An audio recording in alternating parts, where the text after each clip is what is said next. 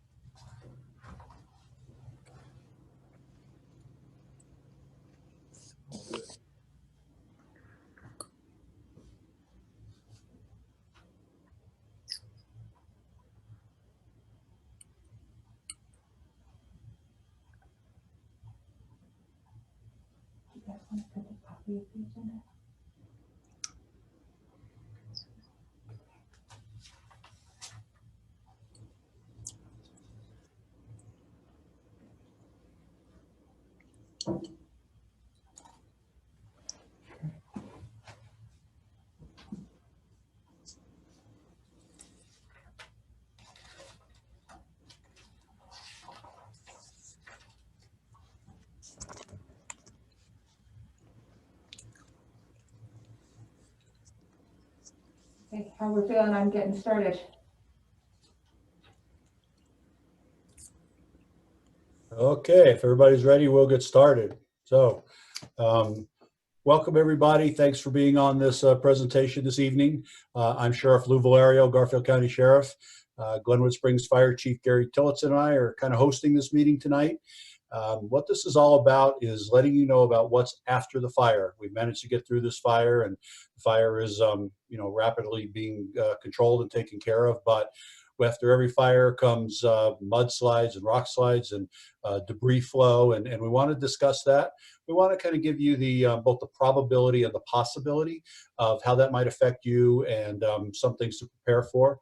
I want everybody to know ahead of time that we have numerous people we're going to introduce in a minute, both from the state and federal level, that are experts in this field, quite frankly, but also that our data is not complete. We're still gathering information. We're still looking at things. We're still addressing issues. So we want to provide what we can to you at this time.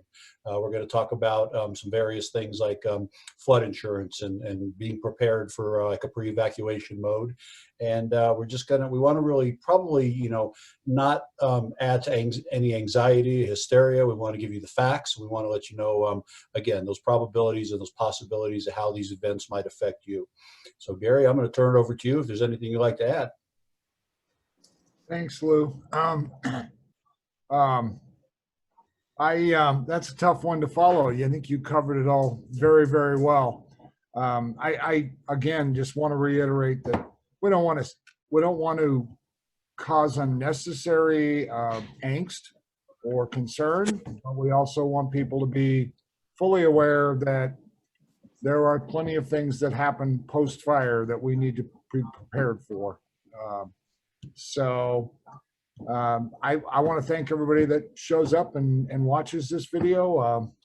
And I think we got a lot of great presenters. So with that, I think we could do some introductions around the screen. But thanks again. Okay, do we want to go ahead and start in this room because we have the most people. Deborah Figueroa, I am the city manager for Glenwood Springs. I want to say thank you to everyone who was on this call with us tonight. Of the participants, the support we have had has been amazing from the state and from the federal government and the local government, and thank you all so much. All right, thanks, Deborah. I'm Mike Lewis. I'm the director of the Colorado Office of Emergency Management. Sure appreciate the opportunity to come up here, work with our partners here in Garfield County and in Glenwood Springs. I had a chance to get around today and see some of the infrastructure here in Glenwood Springs. Appreciate Matt and Terry taking us around. I think what is important from my perspective is to talk about the support structure that is available at the state and the federal level to help the city of Glenwood Springs and Garfield County as you move through this. I often say as the director of emergency management that for every 6 weeks of response, there are 6 years of recovery. And to the sheriff's point, it doesn't just stop once the fire's out. There's a lot that still needs to be thoughtfully dealt with. And so we appreciate the opportunity to come up here and to be with you tonight. With that, I'll pass it over to my Chief Recovery Officer. Well, thanks, boss, Deborah and Sheriff and everyone on the call. I really appreciate also the opportunity to be here. My name is Jim Raymond. I'm with the Colorado Office of Emergency Management, and I help coordinate and lead the recovery task force for the state that comes helps communities, counties, and municipalities, and even businesses and citizens that need help after a disaster. In Colorado, we found a lot of success in really starting that recovery conversation when we have a disaster, and we found that that everybody really benefits when we get those wheels turning early and really start that conversation so that we're not left with another disaster after something that happens in the state. And so one of the jobs that I have is to try to pull together some resources and from different state agencies and coordinate on possible solutions. And so we're here to, as the director said, survey some of the damage and develop some possible solutions that'll help the county and the city of Glenwood Springs and just all the folks in this area so that they can move on and be safe as a result of the changing landscape that this fire has brought to the community.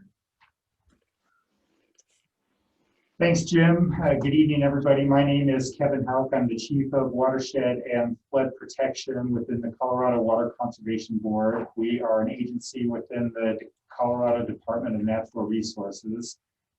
And this has become an increasing part of my job as well as most of the people here in the room.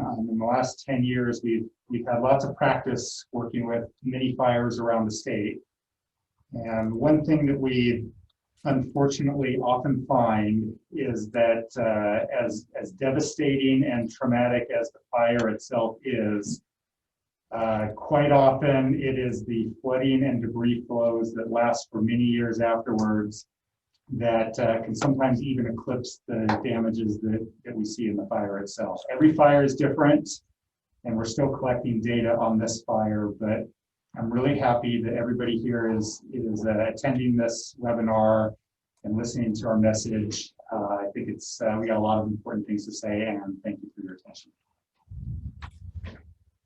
Yeah, my name's Drew. I'm the field manager for the State Office of Emergency Management, responsible for Garfield County, and I support the local governments and your emergency manager, Chris Bornholt, in their efforts in when there's preparing for and recovering from responding to emergencies and disasters.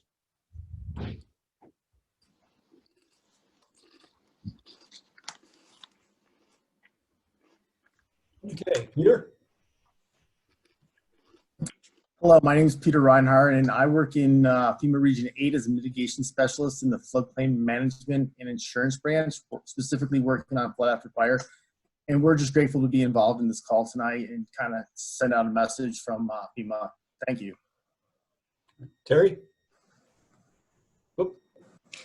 My name is Tracy Harrison, and I am also with FEMA in the mitigation and insurance division. So I work with Peter. We do flood after fire outreach, and we're just really grateful that community invited us to come down here and talk today. I'll just jump right on in. I'm Elise Thatcher with CDOT. Thank you as well for letting us join and provide our quick update on safety closure preparation for Glenwood Canyon. And I'm here to learn as well from all of you. Aaron? I'm Erin May. I'm the NFIP Bureau and Statistical Agent Regional Manager. I'm an insurance specialist for FEMA, and I'll be going over the insurance aspects and things you need to know. Great. Carol? I'm Carol Icarius. I am with the nonprofit coalitions and collaboratives and have worked on many fires around the state over recent years. I'll go into more about that in a little bit. Doug? Good evening. I'm Doug Mahan. I'm with the Colorado Water Conservation Board. I'm the National Flood Insurance Program Community Assistance Coordinator for the state. Terry Birch? Hi, I'm Terry Parch. I'm the city engineer for the city of Glenwood Springs. Kara?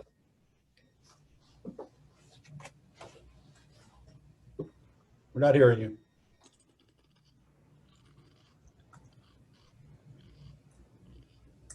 See your lips move, but we can't hear you. Welcome back to you, Kara. Rebecca? Hi, everyone. I'm Rebecca Katz. I'm a recovery specialist with the Colorado Office of Emergency Management, working with the State Recovery Task Force. Vicki?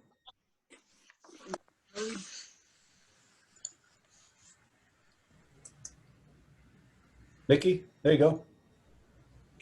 Good morning, or good afternoon. I'm Mickey Trost with the State Emergency Operations Center, Public Information Officer.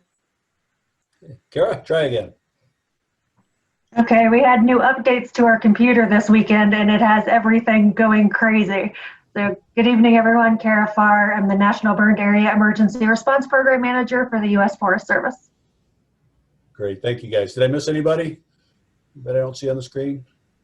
Okay, I'm going to kind of turn the controls over to the folks that are going to share video and move on with the agenda. So.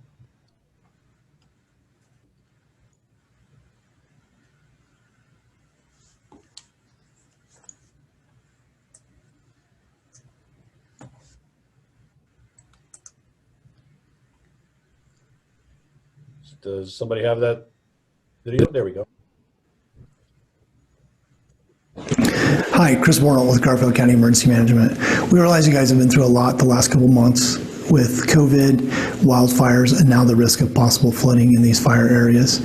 We would like to just get the information out to you so you have correct information, the right place to look for it, and keep you up to speed on what's going on with evacuations and those things as we proceed through the next few months. Residents living in both affected and surrounding areas face high risk of flooding.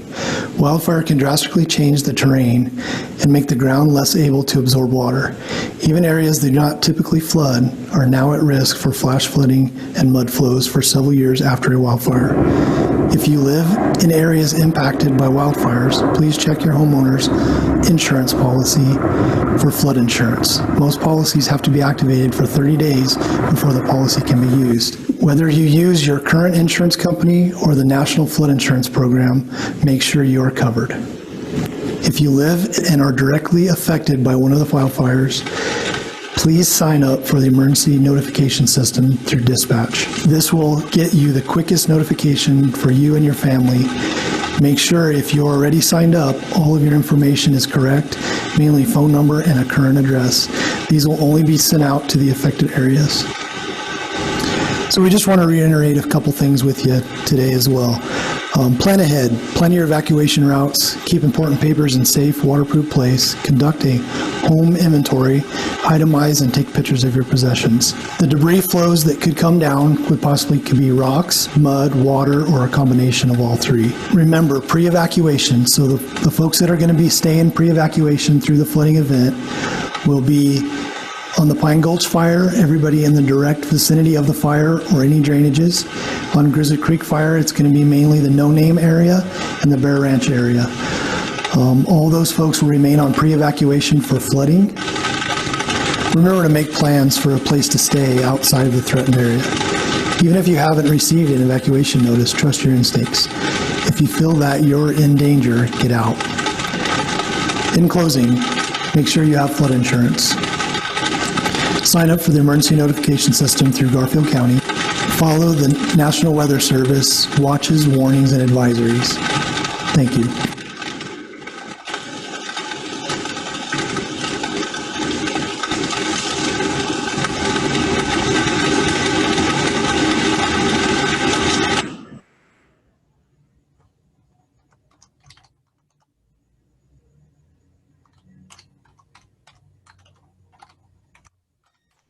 Okay, thank you. Thanks, Chris, for the video. According to the agenda, we're up for the Burn Area Management Response Preliminary Report. Bear team. Can somebody share so we can share our video or our PowerPoint?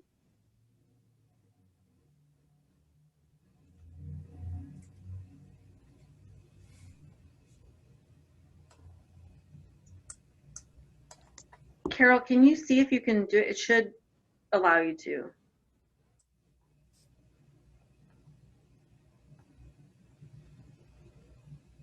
There we go.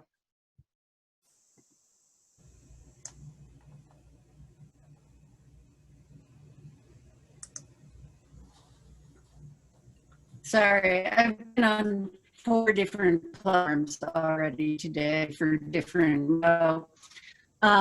Again, I'm Carius with Coalitions and Collaboratives and Kara Farr with the U.S. Forest Service.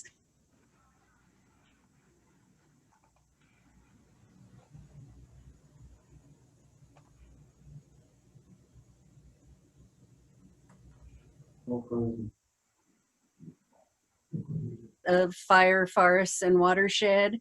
And COCO is the sponsor of the After the Flames conference and webinar series and a resource page about post-fire. And we are mentoring place-based collaborative groups to deal with the aftermath of fire, as well as green forest mitigation beforehand. Kara. Hello again, everyone. I'm the National Burned Area Emergency Response Program Manager for the Forest Service. I've been a soil scientist with several federal agencies over the past 15 years and been involved with lots of post-fire work. And as Carol noted there, I am a second-generation soil scientist, so I'm a rare breed in that part of my life. So first, we're just going to show a few and talk about the pictures for a sec. This one shows immediate ash after a fire. The ash tends to come off pretty quickly in the first couple of rain events. You'll get that coming off of the fire. It has a lot of nasty stuff in it. So it can have lead, mercury, cadmium, zinc, manganese, excess nutrients in it that have bioaccumulated in the period of time that these trees have grown. And that'll be like in the first flushes. That's where you see the really black water coming off.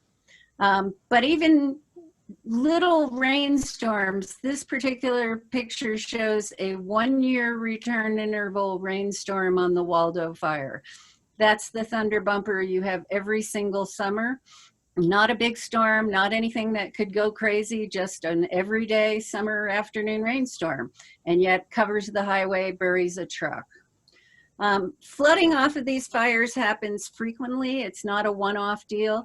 You can see here it's coming across a road. There's a culvert here and that backs things up. We'll talk more about them in a minute. You can see it flooding around the house. People had used what are called concrete coffin blocks, big concrete blocks to try and protect their house. We tell people not to do that because concrete floats, and the concrete blocks actually floated through the plate glass window in this house. And then down to see the cleanup efforts after as the water recedes. These fires bring a lot of sediment and debris with them, and over time that will aggrade or build up and degrade.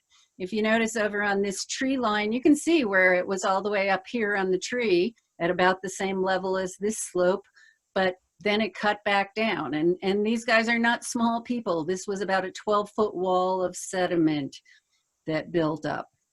And finally, people will tell me, oh, I've lived here my whole life and it's never flooded. Or my grandfather, this particular house was in Manitou. My grandfather built this house in 1938. It's never flooded. Your grandfather did not have a wildfire scar above his house. So this is real. This happens all the time. Kara, you want to take away the next couple? Absolutely. So again, what we're talking about is to some degree is we had brought in a preliminary assessment to look at some of the information that we knew was going to be important for our post-fire partners looking at the downstream values. To start off, the Burned Area Emergency Response Program identifies and evaluates the post-fire threats to values on National Forest Service lands and will recommend mitigation measures to reduce the risk where appropriate and where we can. Our second key role of the program is to coordinate with the cooperating agencies and those that have additional downstream and below National Forest land threats. So we brought in a team a few weeks ago to do this preliminary assessment that we're going to talk about the results. And we currently have a team working right now looking at the entirety of the fire. So next slide, Carol. Should come up in just a sec. All righty. So this is our soil burn severity from that initial assessment from imagery on August 17th. So a lot of the fire has burned since then, and you'll notice that there's going to be a difference that we don't have the entire fire mapped at this point. What we do is we take satellite imagery that takes a look at the fire or the area before the fire and the area after the fire and make some comparison.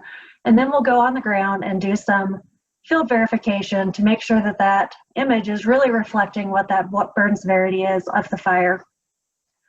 Because that soil burn severity and how in depth that soil gets affected by the fire really drives what that hydrologic response is going to be in these events afterwards. So as you can see, there's a lot of yellow and red in the map, and that is going to show that yellow and red where you're going to have that most reactive to precipitation ground over the next 3 to 7 years. So next slide. And the next step that we do is we take the soil burn severity and we look at it through hydrologic modeling, and hopefully the hydrologic modeling will come up. There it is. So this is what our hydrologists took the soil burn severity and tried to get an understanding of how much that was going to change your hydrologic response, so your flooding response post-fire. And this is looking at relatively modest rainstorms, so typical storms that are going to happen every year. As you can see in here, the darker the color, the more response we are expecting to see in those areas. So especially some of those drainages that burn pretty hot, that drain straight into the Colorado, with a lot of the area of that watershed burned are going to have a higher response to some of the areas that did not burn as hot or didn't have as much of the watershed burn. So you will expect to see a flush of ash-laden water and sediment flows with pretty much everywhere that did burn, but how great of that response is going to vary across the fire. And we give our soil burn severity mapping and work with the USGS and their landslides hazard program, and they produce the map that you're currently seeing, which is the debris flow risk map. And again, this is using the soil burn severity map. And you can see, again, the areas that are darker, the reds, the dark browns, the oranges, those are the areas of the fire that we're expecting to see the strong possibility of a debris flow with a modest rain event again. So this is about a 1-year return interval storm, which is a typical storm you can expect to see at least once, if not multiple times a year. So you can see some of those areas of greatest risk again are those larger drainages that are draining straight into the Colorado, and then also some of these smaller drainages on the side slopes of No Name and Grizzly Creeks. And to put this all in context, next slide. There is a lot of information already about how the fires in the canyon tend to play out. The South Canyon Fire from 1994, which is also referred to as the Storm King Fire, did produce debris flows, some of which covered I-70 and included covering several vehicles. And this was an event that happened the same year as the fire. Very similarly, in 2002 with the coal seam fire, there were several debris flows during 3 rain events on that same year. So given all of the impacts of the fire are very immediate and there will be recovery over time, the probability of these severe flooding and debris flows are always highest the closest to the fire that they can potentially occur. But they do remain elevated for several years afterwards. And with that, I will pass it back over to Carol. So I just shared this because, you know, I think it helps us to think about fire in our lives. You know, you're in the heroic period when the fire's burning and all the fire crews are out there, the guys in NOMEX, and they do an amazing job. And there's community cohesion, people are together, and then the fire's out and they leave and things get harder and we get into a period of disillusionment. Then we start working through it and making things better, but we have these trigger events. And on post-fire, trigger events are the floods we're going to see. They're worst in the first 3 years, but they do go on beyond that. On the Hayman fire, a flood that took out 3 miles of Highway 67 happened 6 years after the fire. So this doesn't just get one and done like, oh, if we don't have a flood this year, we're good. And as I say here, most of the resources leave, right? At first, there's like a whole bunch of people. Then all of a sudden, your community is stuck and there's not a whole lot of people helping you. You're dealing with flooding, you're dealing with disruption. There are still state and fed people help, but they're also to the next event and the next event. You're going to deal with the life safety, the property, the infrastructure, the economic challenges, and the longer term effects, community and ecological, that come out of a big and bad fire like this one. One of the big things for the first few years is this idea of life safety and taking care of the private businesses, homes, schools, playgrounds, highways, things like that. One of the things we always recommend for emergency managers and folks is to think about where are landing zones for evacuations if you need them. We encourage communities to do tabletops with residents in places that are at the highest risk. And where possible, and you know you're at high risk, to start doing sandbagging quickly, not to wait. As soon as you can get going, the better. Roads become a problem in fires every single time. Culverts become undersized, they fail. Flooding roads become rivers with mud and debris. The culvert in this particular picture that you're looking at now ended up about 4 miles downstream from where it came out of a crossing. There may be a 24-inch culvert in some place now that may require a 20-foot box culvert. One of the things we do recommend is low water crossings or low water crossings over culverts because they're often the best option. And being prepared for the community, for the local governments, but also for the residents to know when are roads going to be closed, to have the supplies, to be ready. If you're in no name, you know, being aware of what are the thresholds that they will close the road for. If you drive back and forth through the canyon for work or to go to things on a regular event and you're worried about your family being home alone, what are those thresholds? What do you need to be prepared for? Another thing we encourage people to look at is dams, and to look at bigger dams to just have a safety inspection. But a lot of times smaller fishing ponds and small water holding devices that people have, stock ponds for their livestock, will fail, and they cause the flooding to get even worse. So looking at those, at times breaching them if possible, or doing maintenance, hardening spillways, things like that. Working together, this is a great example of people need to work together. We need all the agencies. For one thing, if you're singing from the same song sheet, you get more help and support from various agencies and entities. If 5 different people call the Forest Service and ask for 5 different things, they don't know what they need to provide to whom. If 5 people call together, we've talked about this is what we need, it's going to be where you get the most positive response.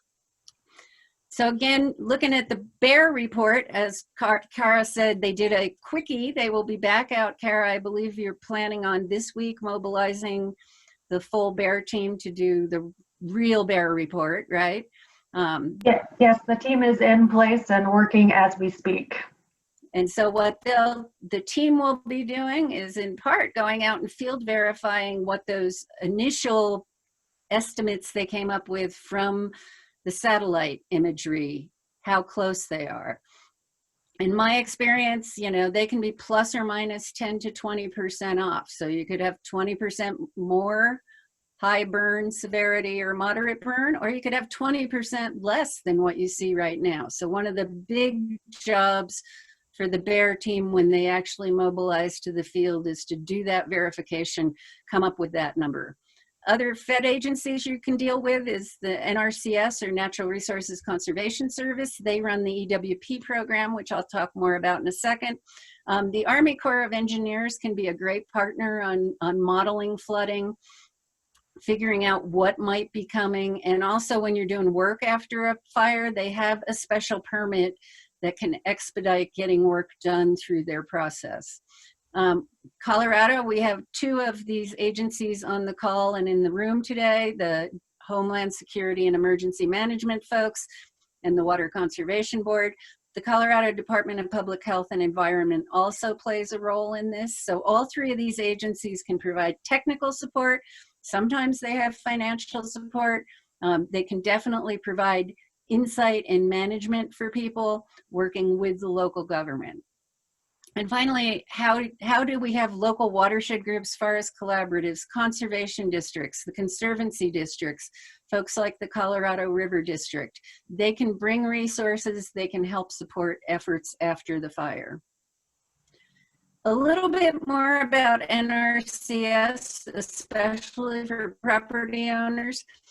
This program can work on private lands and on non-federal public lands. And there is a caveat of their ability to work on federal lands where there is a special use permit. But for the most part, think of this program as the one that helps on the private side of the fence. They'll be out, they will have staff out looking and doing damage survey reports. So right away, getting out in front of this, figuring out what are the different kinds of projects that are gonna need attention after the fire. And they do bring match funding from the federal government.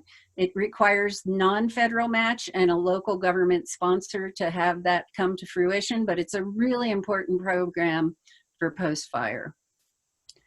The USGS debris flow maps, I want to look at this just a little closer for 1 second.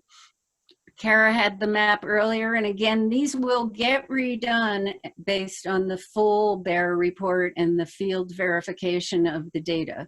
But just looking at some of their first estimates, again, over in this area along No Name, you can see some of these. There's an 80 to 100% probability of a debris flow in just a 1-year return interval storm over there. But what does that actually mean? So looking at this data, in this area where we were looking at that 80 to 100% probability, it would bring down 1,000 to 10,000 cubic meters of material in that storm event. Most people don't think in terms of cubic meters. So what I'm going to tell you to do is go look at your washing machine. That is about a cubic meter in size. And so think of, if you're in No Name, 1,000 to 10,000 washing machines coming down in a 1-year return interval storm. If you're in some of the drainages that drain right along the highway for CDOT, for example, you're looking at 10,000 to 100,000 washing machines could come out of these drainages in just a regular every summer storm event. So the debris flow issue is actually always a very scary thing, and that's why we emphasize preparedness and evacuations. I want to share a video, and this is going to give you an idea. This is a fire in California, or in New Mexico. This watershed is about the size of No Name. It did burn entirely, and No Name only burned about half, so that's a good thing. But a very comparable watershed, about 30 CFS, comes through this watershed normally. And in this flood, it peaked at 23,000 CFS.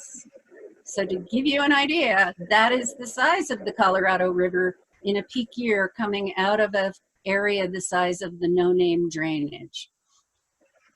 And if you look downstream in this video, you can start to appreciate just how big of a flood this actually was.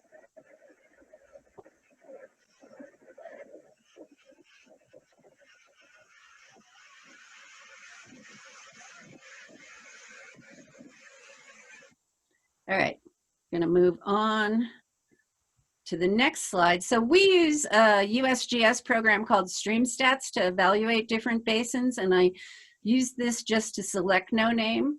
And it gives you a whole lot of information about different basins, but I'm going to give you my rule of thumb. And my rule of thumb after doing this for a lot of years is that floods will come in somewhere between 10 and 60 times the size of pre-fire events.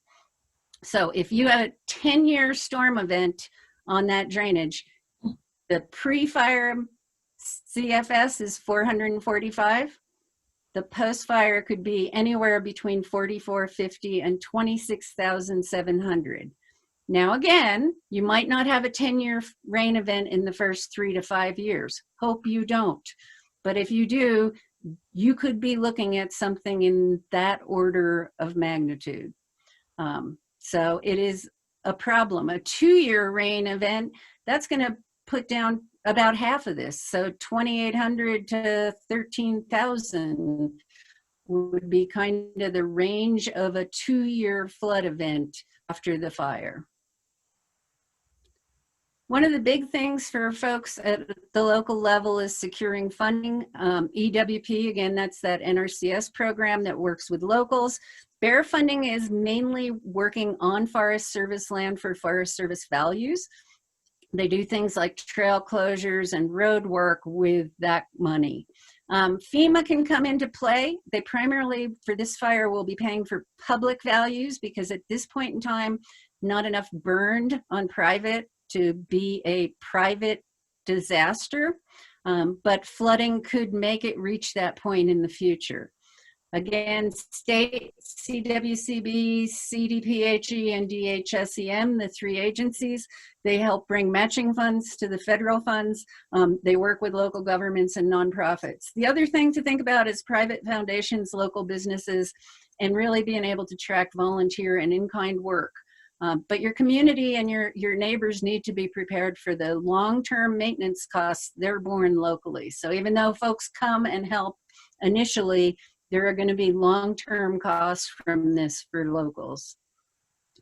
One of the things I encourage people to do is to get moving really quickly on a recovery planning process.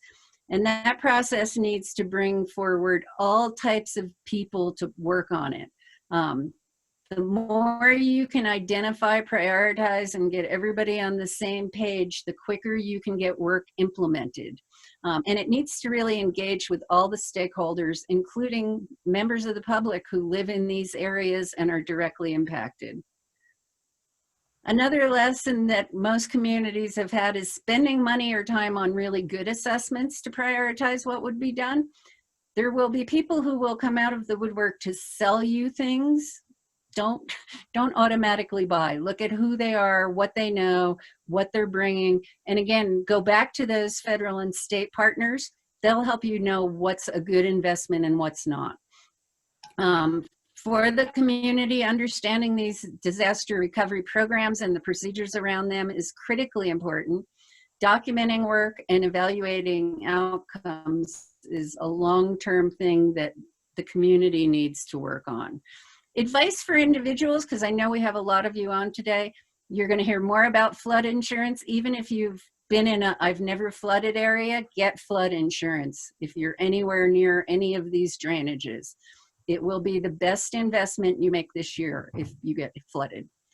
Get a NOAA weather radio. It will wake you up in the middle of the night. If there is a weather event coming, the NOAA weather radio warning system, it's loud, so you won't see through it. Have your evacuation plan ready and have your go bags ready if you need to leave. Remove irreplaceable valuables from your home for the time being. So if you have, you know, all of your kids' things, drawings they did for you as kids, or other personal valuables that can't be replaced, put them in storage someplace, take them to a friend's house and leave them there for a couple of years. Just get them out of your house if you're in the flood zone. And the sheriff had already mentioned the good inventory of home items. That is really important if you have a claim, to be able to document it. So nowadays we have phones, we have cloud storage. It's easy to go around, photo document everything in your house and get it stored, again, not in the house. And then other communities will remind you that this is a marathon. You're going to be doing it for a long time. You need to develop good relationships between everybody. It's very important that everybody stays working together, talking on the same page. You'll need this continuing education on the flooding risk and flood-prone areas for folks to be able to be safe. Understand the roles of your partners. Use volunteers, but do that with care. And the fire, it's changing things for the future, but think of ways you can rebuild better for your own future. And this is our contact for Kara and myself. And Liz Roberts is the local forest ecologist who is also a contact for folks. And that is our show. So. That's awesome. Thank you, ladies. That's some great information, factual, and certainly very realistic of what to look for. I know this community, those of us that have been around here for a few years, you know, dealt with all these issues during the South Canyon / Storm King fire, as well as the Coal Seam fire. So we certainly have some experience about dealing with this and hopefully coming together to make it work for our community. We want to move on to the agenda to pre-evacuation mindset, and I'm going to ask folks from CDOT. I think Elise from CDOT wants to weigh in on that. So Elise, it's your show.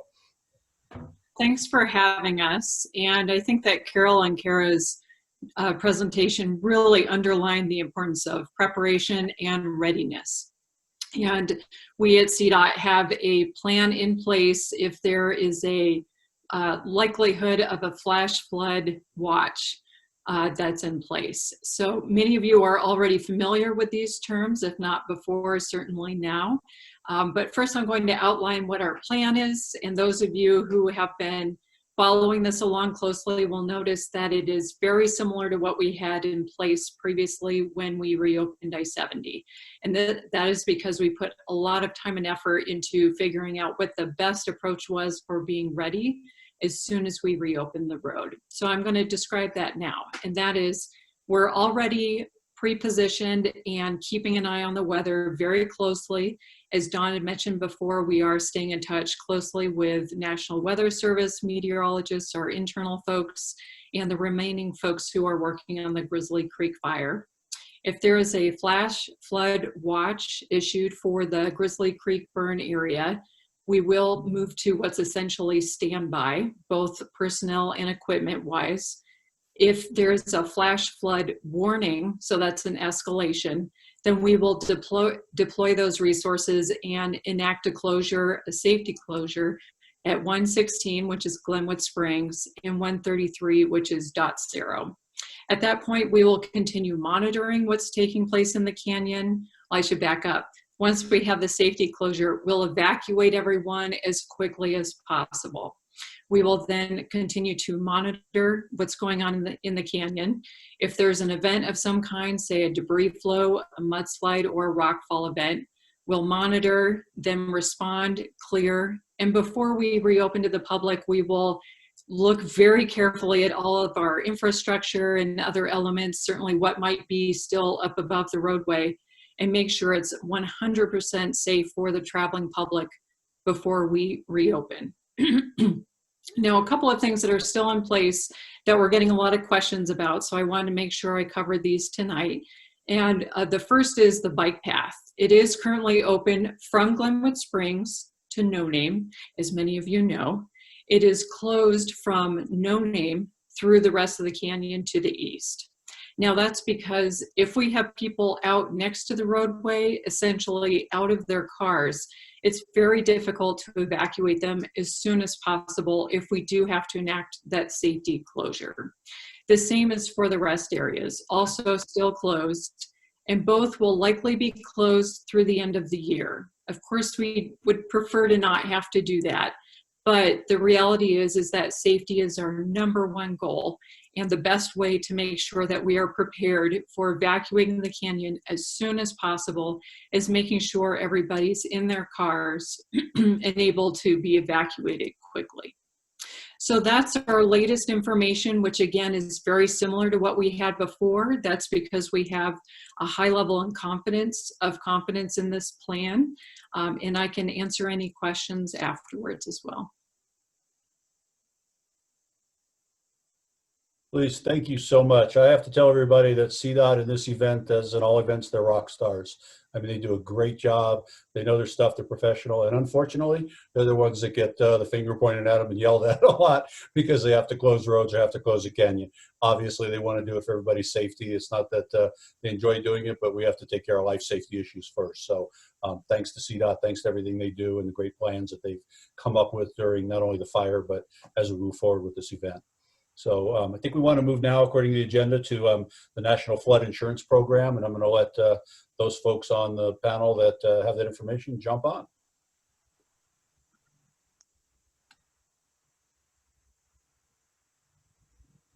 Thank you. Are you going to bring up the presentation?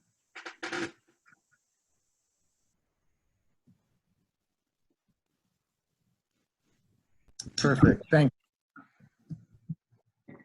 Okay, so as has been mentioned earlier, large-scale wildfires will alter the landscape and create conditions that can significantly increase the risk of post-wildfire flooding downslope and downstream of burn scars, particularly in areas that are typically not prone to flooding.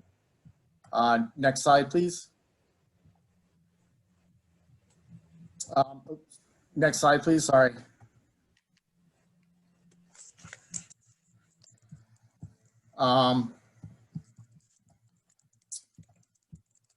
Okay, thank you. Following a wildfire, there's a lack of vegetation and the ground is left charred and unable to absorb water, thereby creating conditions ideal for flash flooding. Flash floods are flooding of a short duration with relatively high peaks flows and typically occur on steep slopes, such as in the canyons.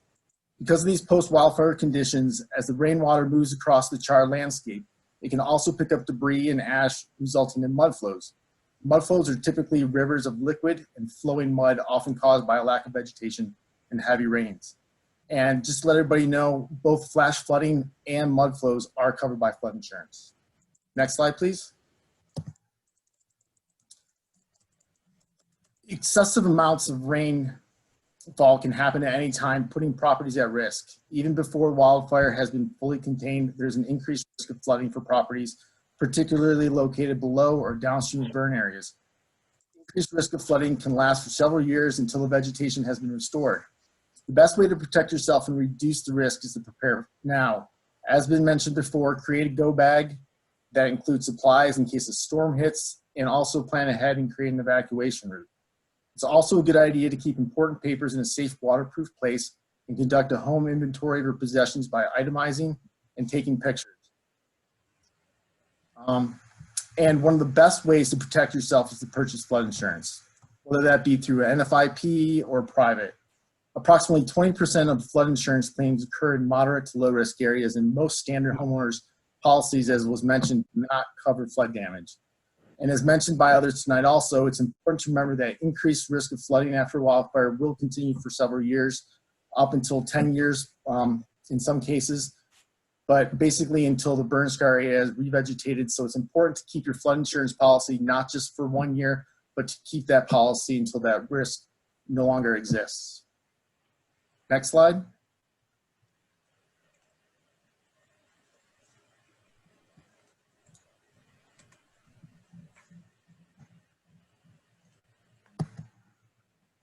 And this is Erin May. Oh, it is. Oh, sorry. That's all right. Hi, everybody. So this just gives you an idea of what the area undergoes. Sorry, I have a puppy next to me. What the area undergoes in the advent of this fire. So it gives you some of the ideas of the extreme heat that the area undergoes. Let's go to the next slide. Kind of crazy to realize it gets that hot. Can you go forward again? So this graphic just talks about some of the challenges that the community faces, and unfortunately sometimes these things come up at the same time. You know, while the community is still recovering from the fire, they've got a flood risk at the same time, and we have absolutely seen you know, areas still burning, and another part of the burn scar is already flooding. So it can happen simultaneously. And one of the things that I would remind people is that your biggest risk is probably in the first 2 to 3 years post-fire. But as we saw back in 2013 with the devastating flooding that we had in Boulder and Larimer and east of there, a lot of the burn scar areas were in their 10th year of recovery and saw significant damages from that event. So you really need to keep that flood insurance in place if you're below a burn scar, and take into consideration all of these factors, unfortunately, post-fire. So you made it through one disaster, and now you've unfortunately got another one to worry about. Next slide. Okay, so on here is an example of the current flood maps.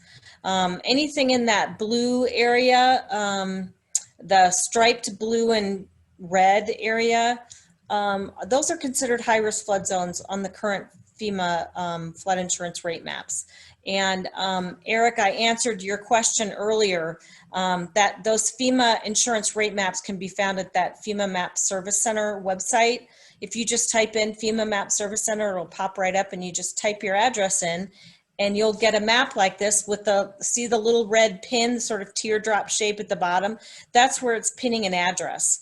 And you've got a plus and minus you can look at. You can zoom in on your properties and take a closer look at the satellite data and get some more information from these maps. The one unfortunate thing following a fire is that our maps aren't updated, because obviously it's a 10-year risk. And so the maps aren't updated to reflect that risk. So even if you're not in one of these blue or striped areas now, you may still be at higher risk. In fact, most of I would say a good chunk of our flooding that happens post-fire are for people who would normally be considered to be in a low to moderate risk flood zone.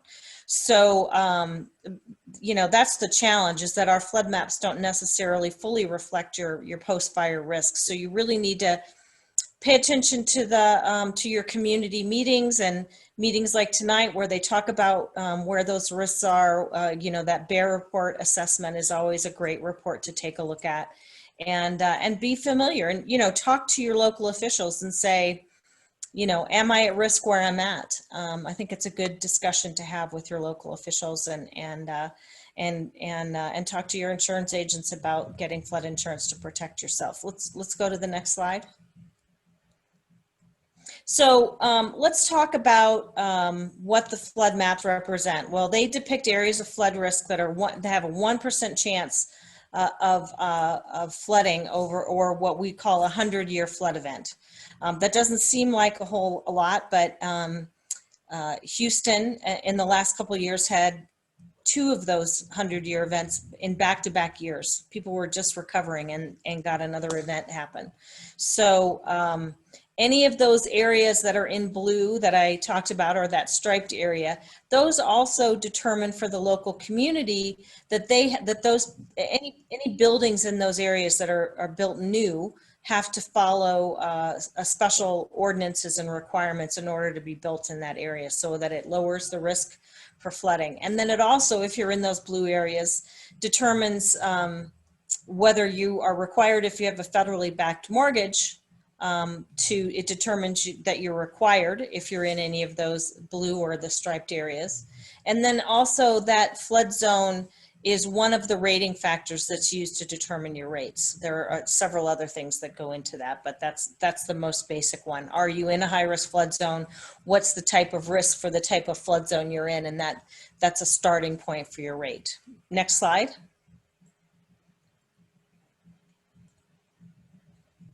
Can you go?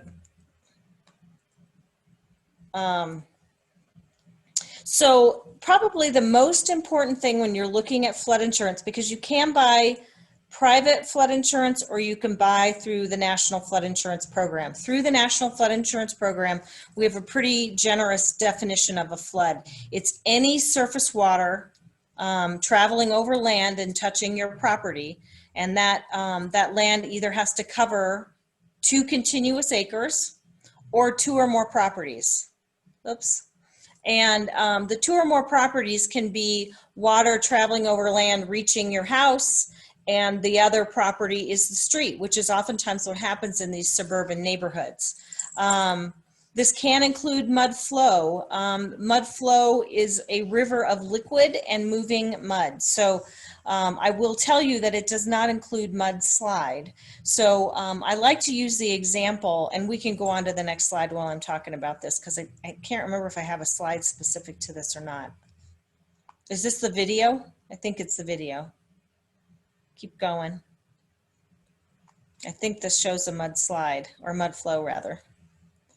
So this gives you an example of what happens on the highways, and this happened a lot after the fires in Manitou Springs. This was a chronic problem for several months outside of Manitou Springs, and it caused a real problem. And this is, you know, another, I'd be scared to death to be in that car, and this is the debris that can move with it. So obviously it can be pretty big boulders, pretty frightening to see that barreling down a hill towards your house.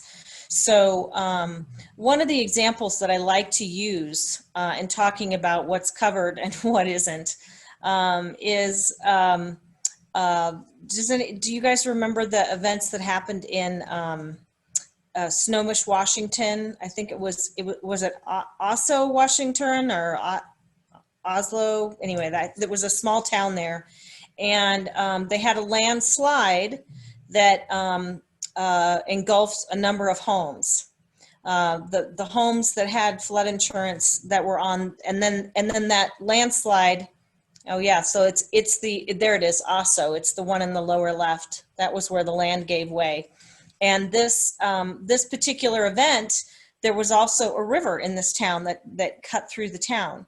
So once that landslide had given way and that debris entered the river and caused it to outflow its banks and cause flooding damage on the other side of the river, those homes were protected by our flood insurance policy, and they were covered because then it became mud flow as opposed to mudslide. So kind of the easy description to think of when you're looking at these events is one looks like crumbling cake, and the other one will look like a debris-filled, malted milkshake kind of consistency. So we can go on to the next slide.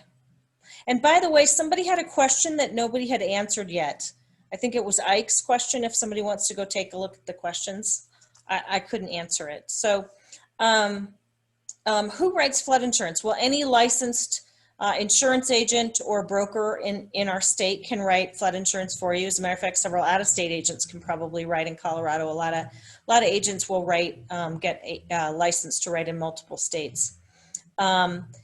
If you're not sure of who to go to for flood insurance, I would first contact your current homeowner's insurance. Most major insurance carriers write flood insurance through the NFIP, so Allstate, Farmers, some State Farm agents will write through the NFIP Direct, although State Farm doesn't do their own underwriting anymore.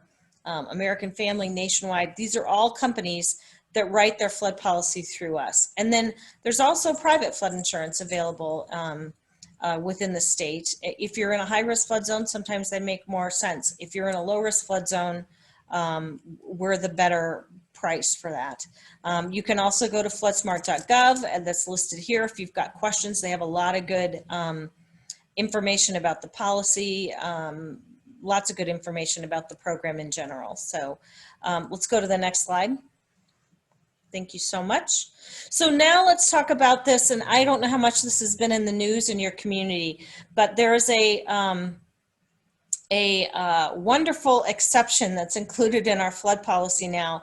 It's called the wildfire exception. So if this wildfire starts on federal land and then FEMA determines that there's an elevated risk of flooding, the jurisdictional federal agency reports that. Once the fire is contained, you've got 60 days after the fire containment date to purchase flood insurance to qualify for this exception. So how this exception works is kind of, I don't know, it's kind of wonky, I think. So when you get your declaration page for your policy, it's still going to show a 30-day waiting period on it. What it will do is, because you're in a burn scar area, the adjuster is going to make the determination at claim time, if you have one, and cross your fingers that you don't.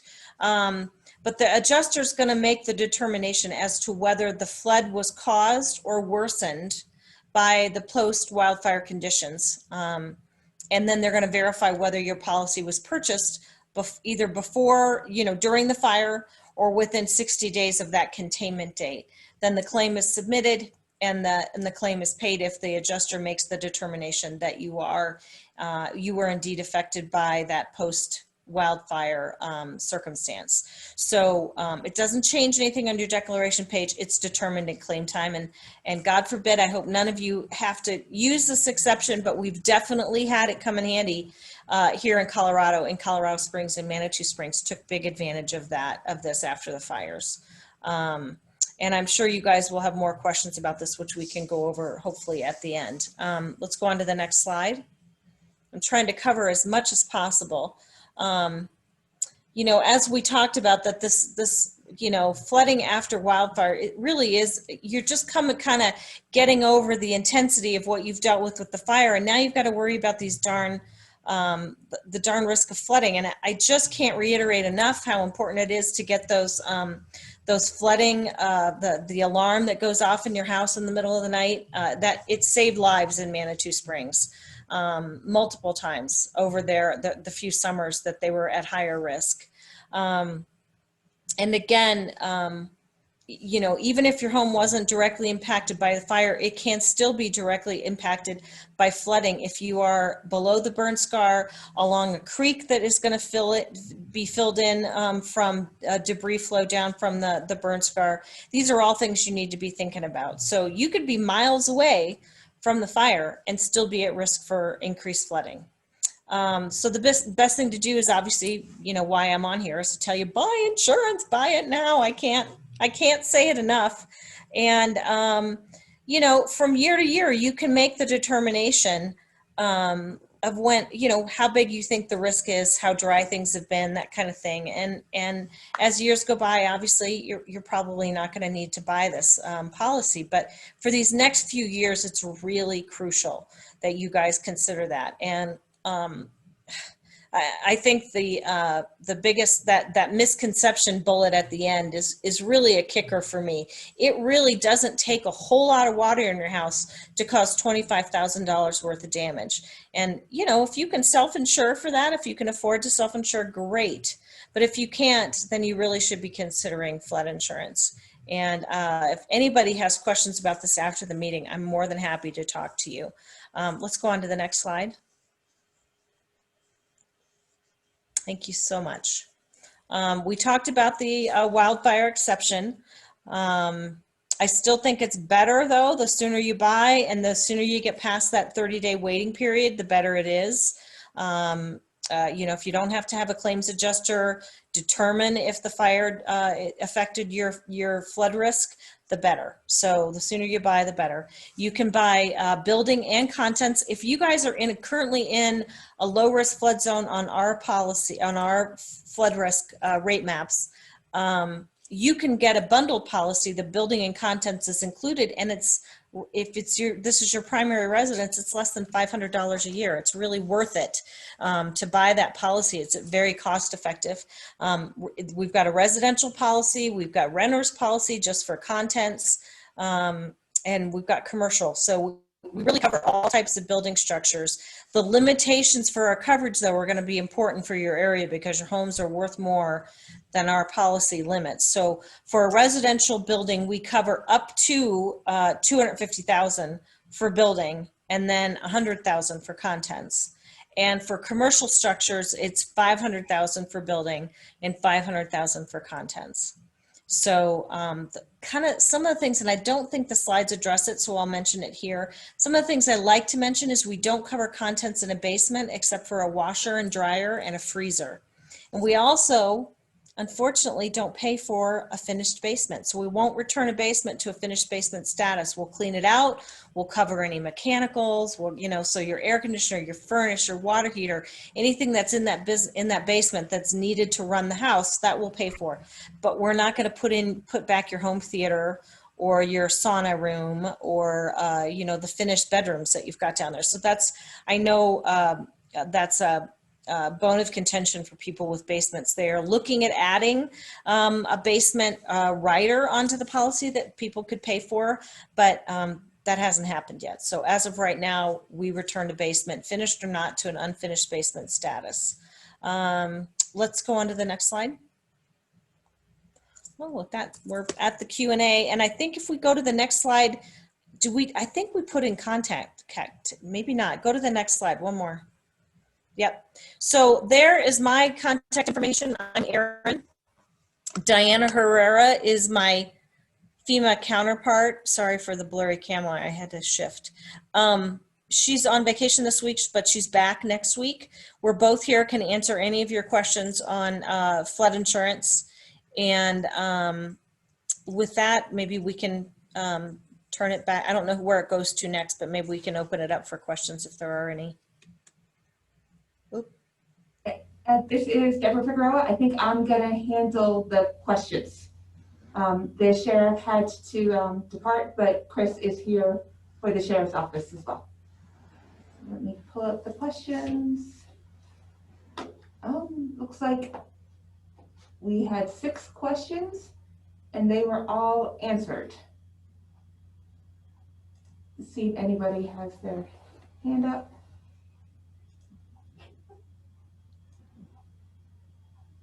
And Eric, if you want to call me tomorrow, I can help you look at the maps.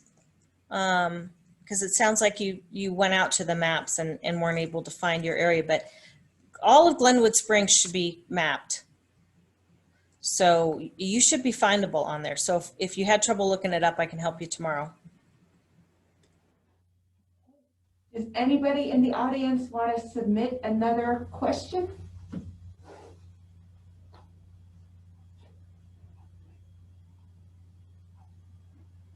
Okay, well, people think about them. I just want to say the very first thing, one of the very first things the state told me was to have this conversation with the community. So thank you so much. And then in our very first conversation with FEMA, they told us the best thing you can do for your community is let them know about flooding. So I want to thank you all very much for telling us to do this. And I want to thank everybody once again who called in. Please, share this. We're going to put it up on our website. It's recorded. It can be shared with anybody who did not have time to participate tonight.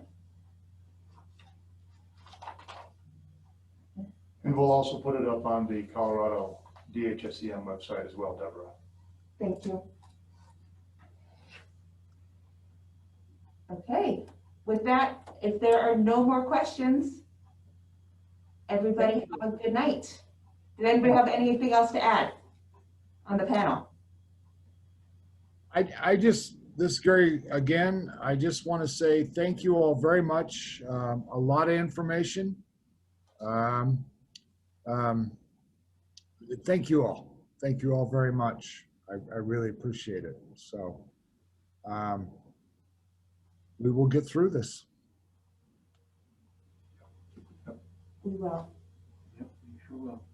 Thank you, everyone. Are there a couple of new questions, Deborah? They are just thank yous. Thank yous. All right. I like that. Good night, everybody. Stay safe. Bye-bye.